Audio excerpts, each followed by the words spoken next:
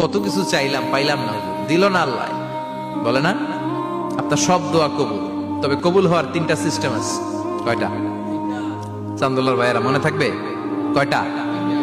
আপনি যত দোয়া করছেন সব কবুল, কারণ আল্লাহর কাছে কিছু চাইলে আল্লাহ ফিরাইয়া দিতে জানে না। আল্লাহ জানেই না কেমনে ফিরাইয়া দিতে হয়। সুবহানাল্লাহ কোন?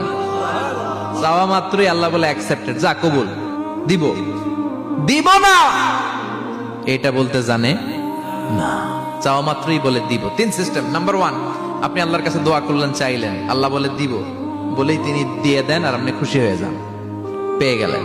নাম্বার 2, আপনি আল্লাহর কাছে দোয়া করলেন, চাইলেন, তখনও আল্লাহ বলে দিব, তবে এখন না, সবুর, একটু পরে দিব। কখন দিলে আমার জন্য ভালো, আমার চেয়ে ভালো জানে কে, পরে দিবে।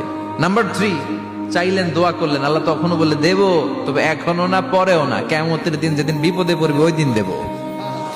যেদিন তোর বাবা তোরে চিনবে না, তোর মা তোরে চিনবে না, বন্ধু বন্ধুরে চিনবে না, পীর সাহেব মুরিদরে চিনবে না, মুরিদ পীর সাহেবরে চিনবে না, ইমাম সাহেব মুসল্লিরে চিনবে না, মুসল্লি ইমাম সাহেবরে চিনবে না, কেউ কাউরে চিনবে না। ওই কঠিন দিনে তোরে আমি বাঁচাইয়া দেব।